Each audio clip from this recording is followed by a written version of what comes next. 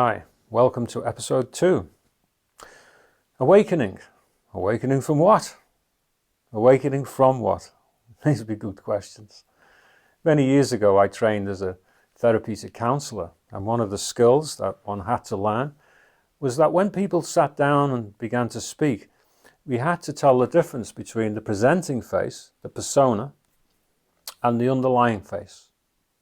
You always got the sense that the presenting face was false. It was something that they wanted to show you and the rest of the world. It's how they wanted to see themselves. But you always had this feeling that something more authentic existed within. And I'd like to just use that slightly to throw some light upon the fact that when we deal with Advaita Vedanta, which is at the center of these talks, when we're dealing with non-duality and enlightenment, we will reach a point where we realize there is no such thing as the person that you think you are. There's no me. But let me just explain a little bit by what I mean by that.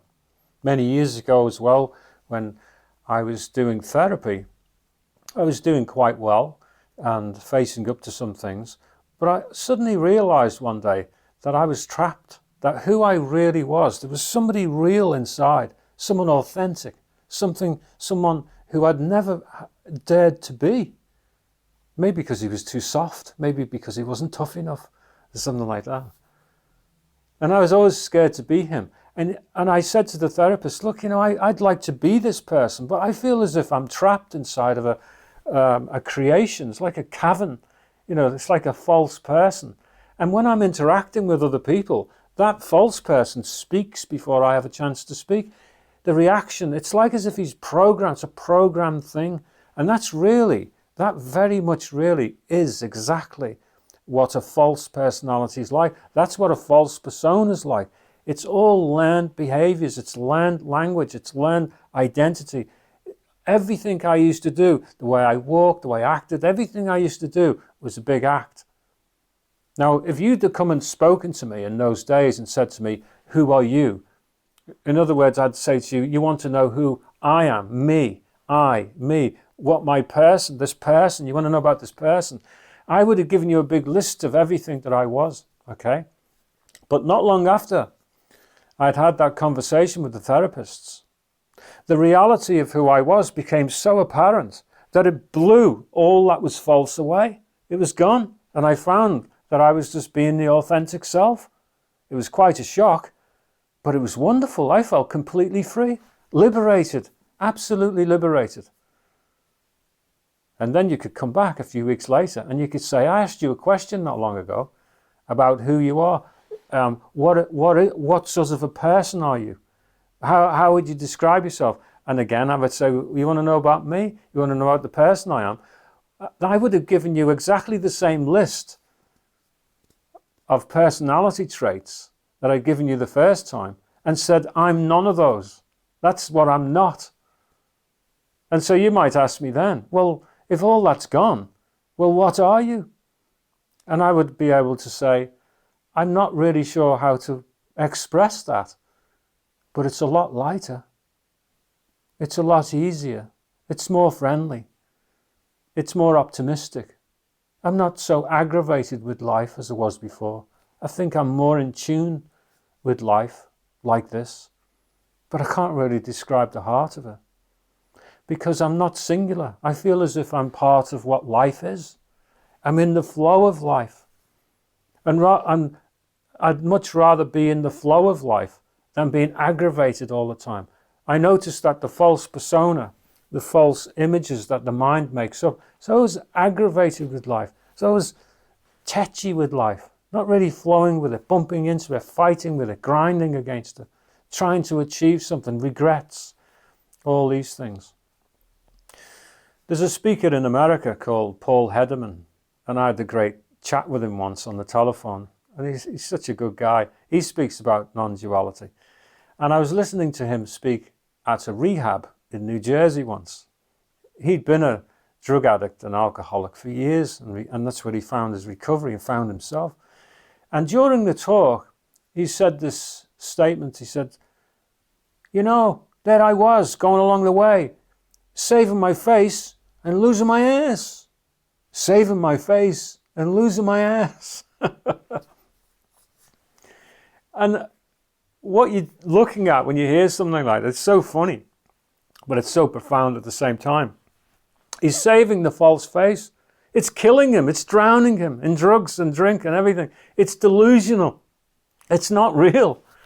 And yet he won't give it up. He's saving his face. His life's going down the pan. His life's false. He's a liar. He's cheating. He's awful. He regrets everything he's done. But he can't break with the whole thing.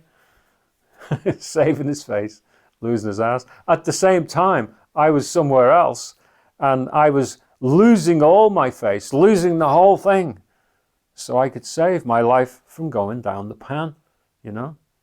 Now you could get Paul, and you could say, just prior to him changing, exactly the same thing. Tell me about you as a person. Tell me who you are. And he'd say, me, the person that I am. And he'd give you a big long list of who he is and how he did this and da-da-da, and how he could shuffle around and get the drugs and the drink and mix it with the crowd and everything else. But then after he changed, he'd say, there's no such thing as that person. That person was all made up in my head. I made it all up. And now that I've found who I really am, that whole person's gone away. I would say exactly the same. There is a process in this life that the human, it's limited to the body, but the human mind, this is a strange thing to hear. The human mind does not know who we truly are inside, doesn't know that. And because it doesn't know that, it thinks it's got to create something. Like it feels like there's nothing there, so I better create something. I better be somebody rather than nobody. I'd rather people notice me than not notice me. And it becomes a big rush job, big panic to try and be something, to try and create something. But the thing is, what gets created is not real. What gets created is not a person, it's an idea. What gets created is not me, it's not a me, it's the storyline. It's the way you've decided to act amongst people, but it's just an act. As opposed to that which is covered up, that which the mind, the ego cannot see, is something that's more in tune with life, can flow along with life. And one of the things that people will tell you who found themselves, have awakened to themselves, they would say that life just happens. And they're able to allow life to happen. They don't fight with life, don't wrestle with it. There's no point, there's no need. Life tends to happen of its own accord. But the ego would try and claim that, see. The ego tries to claim, oh, I did this and I made this decision and boom, boom, boom. And it's just another story starting to take root. In reality, who we are deep inside is eternal, easygoing. But the part of us that you could say that clashes with this life is the ego and the false faces, the false personalities. So that's what I mean by awakening. And that's where I'll leave it for today. Hope it helps.